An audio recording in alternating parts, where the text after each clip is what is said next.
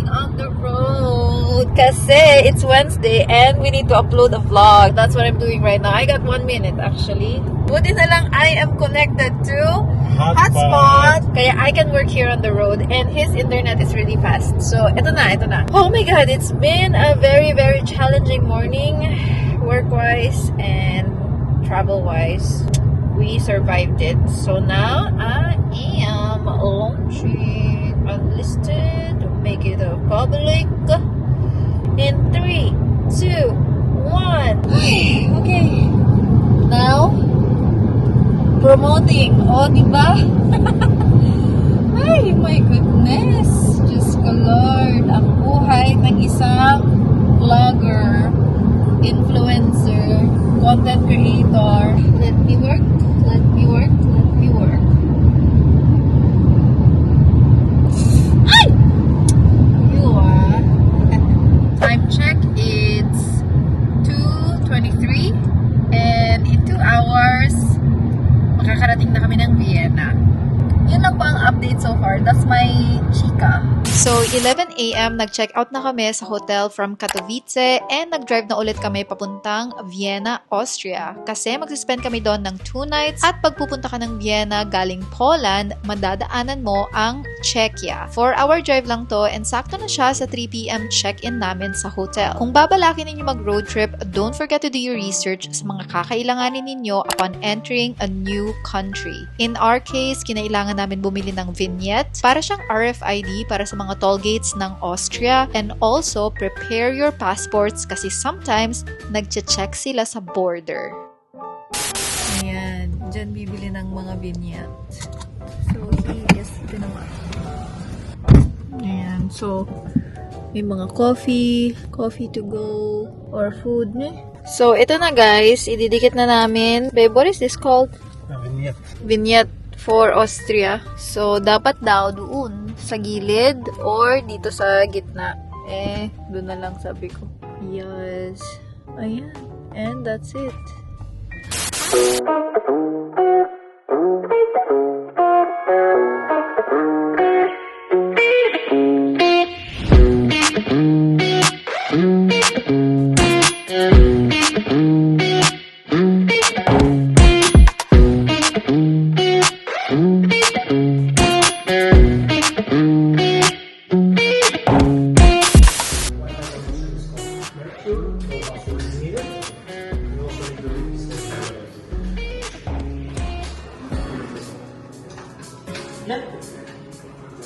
Nandito na kami sa hotel. And our hotel is right in the middle of the city. Nandito kami sa Innerstad. So ito yung kung nasaan yung mga museums, lahat-lahat. It's walking distance. Pa-parking lang si Robbie. Kailangan mag-park sa ibang area. And then I'm waiting for him. And then check-in kami. And then I'll show you around later. Ang ganda ng spot namin. So,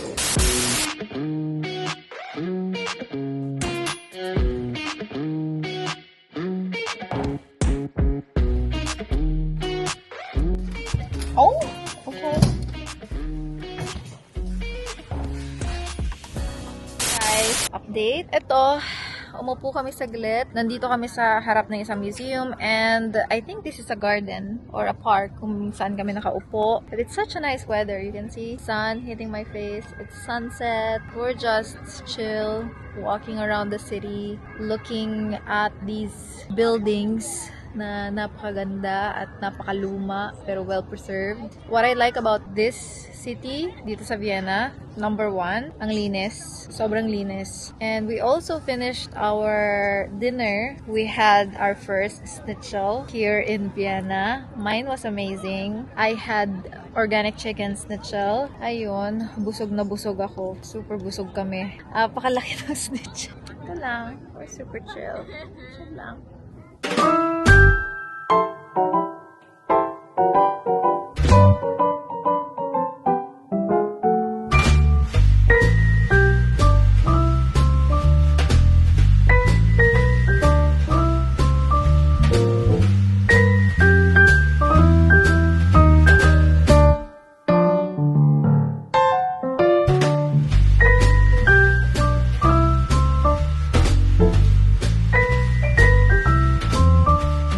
are we? In the streets of Vienna on a random Wednesday. No. Good morning! We are out early and maghahanap kami ng brunch. Pero maraming sasakyan everywhere. Let's go! Good morning! Morning. Morning.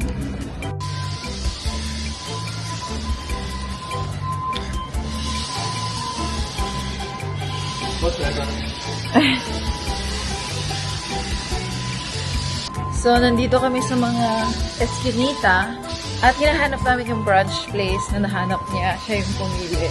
So, it's like a bakery. Tapos, may mga, I think, brunch food sila doon. So, we are looking for it. Walking!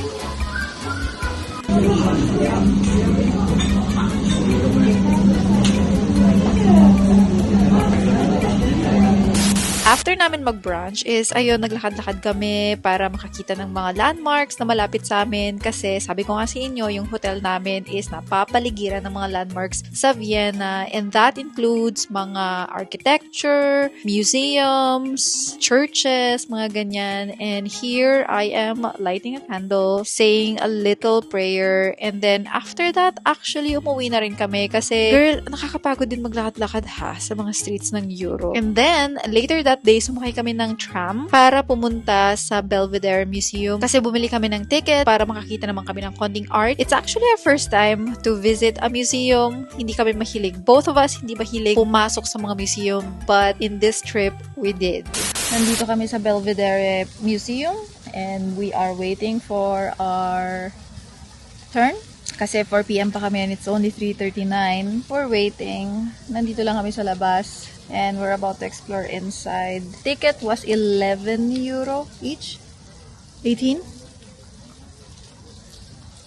22? What? 21. 21 euro each to go inside the Belvedere Museum. So the reason why we chose Belvedere Museum is that kasi here, there's the Kiss painting and there's also the works of Vince van Gogh and other iconic painters and artists. So we chose this place. I think this is our first time to go inside the museum, no? Yeah, I think it's our first time. So let's see the experience if we will like it.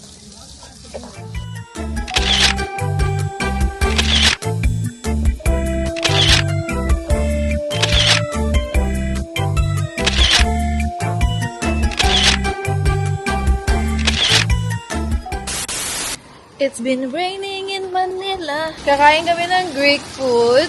We're walking 7 minutes. It's raining.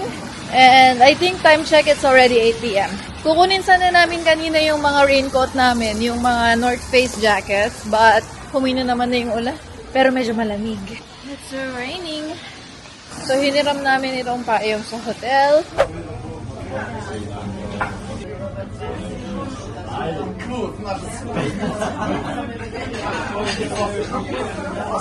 So the next day, we're back in the road and gumising kami ng maaga kasi this is the day na magdadrive na kami papuntang Slovenia. But before kami makarating ng Slovenia, nag-stop over muna kami sa Hallstatt. So small town siya ng Austria na pwede mong daanan kapag bababa ka papuntang Slovenia from Austria. Nakita ko lang siya online and I think it's a popular destination for tourists. I was curious but unfortunately, it was cloudy and gloomy that day. But still, it didn't stop us from visiting this very quaint and small town hidden in the mountains of Austria. It was a 3-hour drive going there, I think. And at this point, guys, medyo papagod na rin ako dito sa road trip na ginagawa namin kasi puro lang kami drive. Pero sobrang worth it ng scenery, sobrang worth it ng mga views na madadaanan mo talaga on the way papunta dun sa mga destinations. And I feel like yun yung nakapagpadali ng road trip namin. And also, at this point, hindi na rin kami masyadong nagchichikahan. And finally, nakarating na kami sa Hallstatt. Nung dumating kami, guys,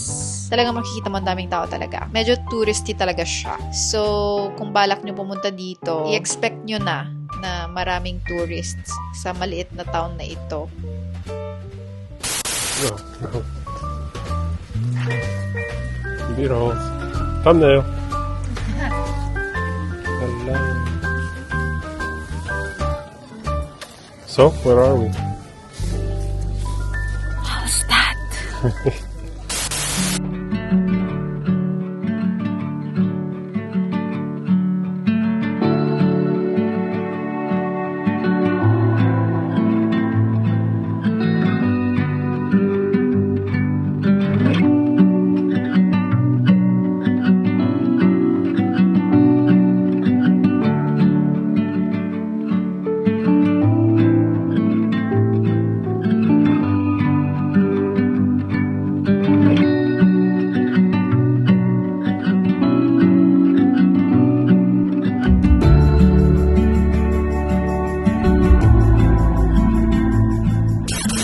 Okay, ayun na. Tapos na. Pabalik na kami sa car. Kumain kami ng pastry. Tigisa kami. And naglakad kami pabalik dito. So, still raining. As in, ulan na mahina pero matagal. Ganun yung ulan ngayon dito, guys. Ito. Nandito ako sa Shell kasi umihi siya. Ayan. It's raining. But it's still so beautiful. Iba yung, yung vibe pag umuulan. Babe, how did you like it? It's good, it's clean. €2. The restroom? Yeah, No, I'm saying, how's that? it's nice. The weather is... It's not for us, but Yeah. it's nice. Come with us to the parking. See? They sell these umbrellas. €13. They make business out of everything. Yeah, that's what it said in the bio of Hallstatt. Because that's how people make money here out of the tourists. There's really not much livelihood that you can do here kasi nga it's in the mountains. So ito na yung parking, guys. Ayan o. We were so lucky with the parking as well. Kasi pagpasok namin, may nakita kami na paalis. So I told them about our deal. So, ako, feeling ko, €6 yung babayaran namin for an hour. He thinks it's €5. So, let's see who's gonna win. For 1 hour, mahal ang parking dito. Can I hold it? Of course I can, babe. How much? €9. 9? So 1 hour is €5, 2 hours is €9. So, it took us 2 hours?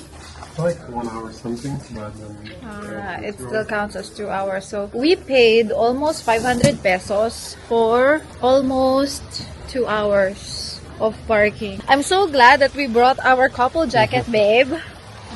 it's protecting us. Yeah, it is.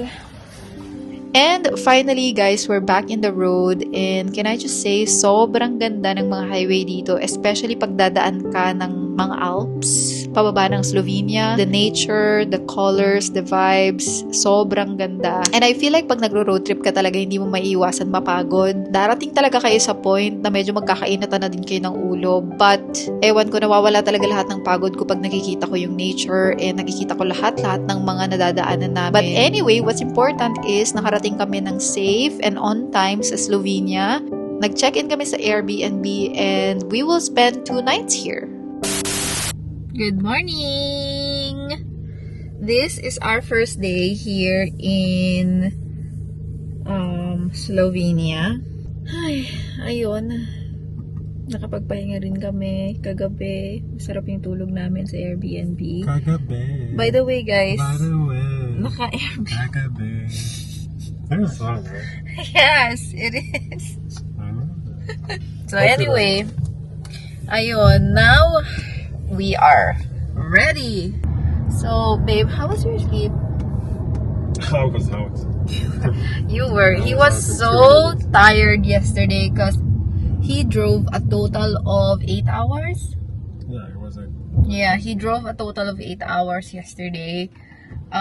It was also tiring for me, but nothing compares to him, of course, because it was just on the highway in those mountains. But it was a beautiful view. We had a fight.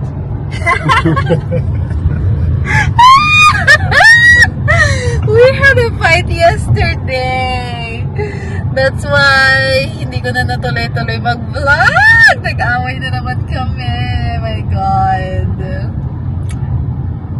What did we fight about? We fought before we had dinner. So, I feel like maybe it was affected by us being hangry. Baka lang. So yeah, we had a big... You weren't hungry when you changed 4 outfits in 3 hours. I have an explanation to that. And I'm pretty sure my viewers will understand me. Okay. I had expectations about Hallstatt. And when we got there... Okay, I had expectations about Hallstatt. And when we got there, umuulan. Mare, nakadress na ako. Tapos pagdating namin doon, umuulan. Siyempre sabi ko, wait lang, I'm not gonna go there looking funny with this gorgeous dress. So this was outfit number 3? So that was, no. So first, second outfit yung dress. And then I had to change into like something like this, you know, to be comfortable walking around Hallstatt. And then we were walking around Hallstatt. It was raining. We even had our umbrella. Tapos, basang-basa ako, Mars. Yung pants ko, it was soaking wet. And then I told him when they were, okay, they were. And then when we got to the car, I said, babe, I need to change my pants because it's soaking wet. And then he was like, what the fuck? This is ridiculous. Like, he went on a I don't understand attitude about me changing my wet pants. It wasn't about wet pants. Oh, what was it about? I was just having a moment there, realizing that's her 4th outfit in 2 or 3 hours.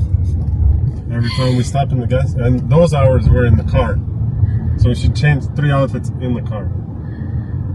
Yeah, because I had to. You know, there's nothing you can do. You have to at that moment. And then, for me, okay, you know what? I let it go. Like, okay, when he said it's ridiculous, like, you've changed your clothes 4 times. He said it's ridiculous. And I said, okay, well, sorry. Like, I had to let it go. Like, okay, whatever. And then we continued driving. And then another one, nag-away na naman kami. Kasi I am holding my phone and I need to put it on recenter. Diba? Kailangan mo ilalagay sa recenter. Eh, hindi ko pinipindot yung recenter. Eh, hindi niya nakikita. So, nabuwisit siya. So, sabi ko, ay, pao, taragis. Sabi ko. Tagalog, huh? Yeah. So, No, I said that because you don't like it when I don't push the recenter. Because I had to turn, like it was 200 meters away, and I didn't know which turn it is because you zoomed it like somewhere scrolling. And then because of that, so I got pissed. He got pissed that I got pissed. We ate dinner, almost didn't talk. After dinner, we didn't talk for 2 hours. The rest of the drive going to Slovenia, we didn't talk. Best 2 hours of It was the longest 2 hours of my life. And then finally we got to the Airbnb and ayun, medyo nagsilamigan na kami ng ulo. And then we went out last night. We went to the Old Town. I had fruit beer. He had like a beer here in Slovenia. Tapos we had cold cuts, charcuterie board. So, ayun.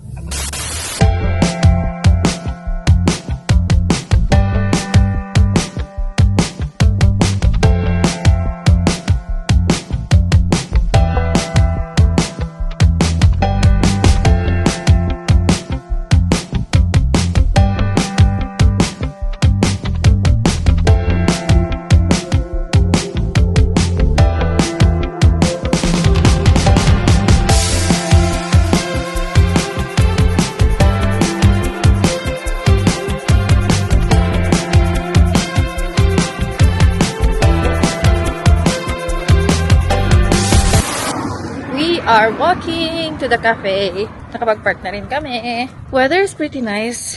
The temperature is malamig. Parang around 20 or 21 degrees, no, babe? It's 19, I think. 19 pala. So these are the streets of Ljubljana. Wala masyadong tao.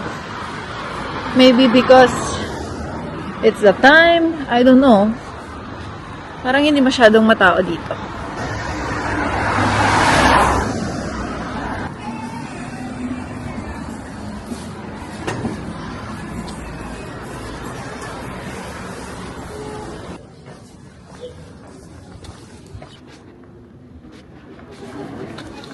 Can we try the egg royale with avocado? For For you? you, yeah. For her, For the ladies? English breakfast.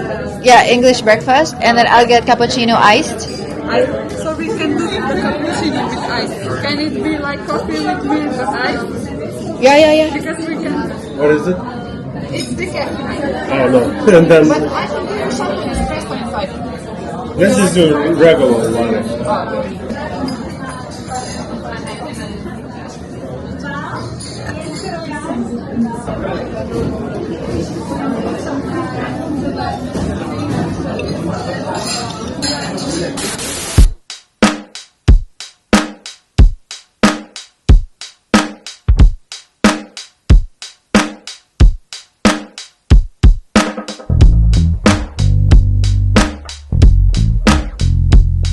So, nandito kami sa entrance na malapit sa Vingar, dun sa trail na iha-hike namin. And we are just waiting for 2 o'clock kasi 2 o'clock yung ticket na nireserve namin. So, you will need to purchase the ticket before you come and hike here. So, while we're waiting for that, we came to just have coffee and Shona beer shop. So, it's pretty chill today. Kanina medyo nagpakita yung araw. Sana tuloy-tuloy na yan. So yeah, I'm hoping for easy hike. Malayo-layo yata ito. Parang haba-habang trail ito. Pero let's see, paano naman mag-hike dito sa Slovenia. Diba?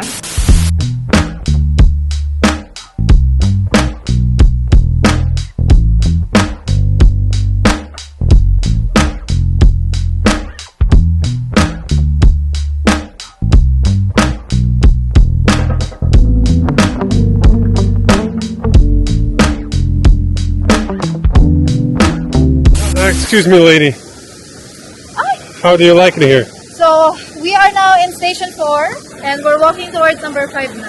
But still long way to go. It's been nice so far. Ang ganda. No rain. Ang ganda ng nature and the sun is starting to shine again. Hopefully, it will continue to shine. And the facilities, like the walkway, is nicely, like it's safe, it's secure. Yeah. Actually, this trail can be done by kids too. Yeah. This is an easy trail. So later, we're gonna choose the hard one or the easy one. Later. So let's see what we're gonna choose.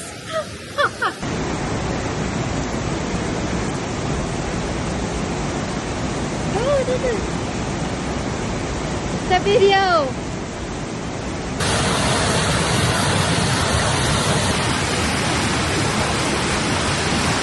So we have to make a decision. So this is going back. This is the short area. And this, I think let's just go here. Let's see this church. yeah. What do you think? Vote in the comments what we chose. Yes. So guys, this is how it looks like. 139. That was a steep hill. Yeah, that was. So let's see. So this is how it looks. We just climbed up. And now it's get those steps in. Oh my god. Even Bata and Lolas can do it. Why couldn't you? We can. Come on, stop it. You're talking shit. So you're gonna have fun when you edit. Come on. Show them how you walk. It's so hard.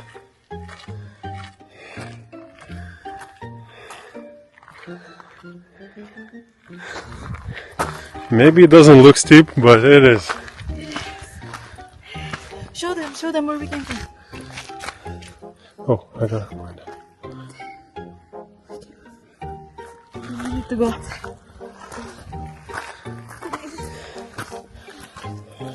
Come on, show me the technique you did.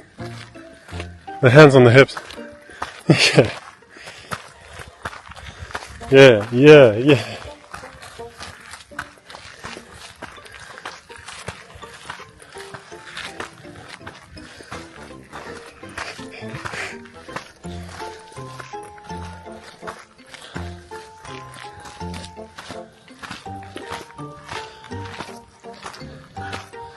Whose idea was this? Mine. What's your idea? I try acted cool. No, I'm not acting cool. It's hard. It's difficult. What are those?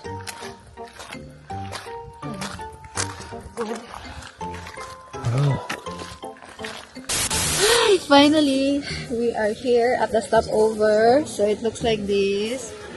Ayan. Okay, let's show it. Hala. And behind. Show behind. Pawis na siya, guys. And also me. My God. How was it? How did you I feel? loved it.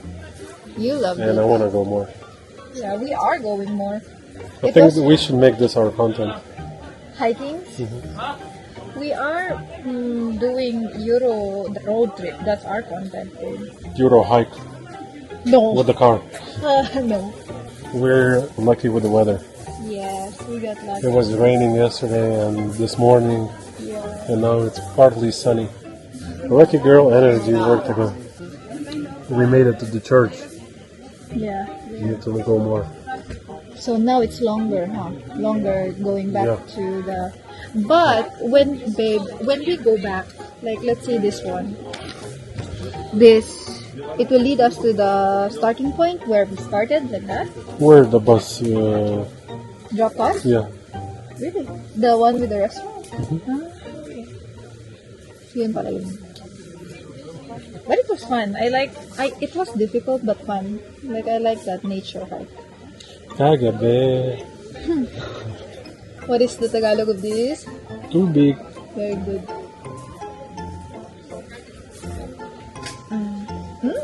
Food.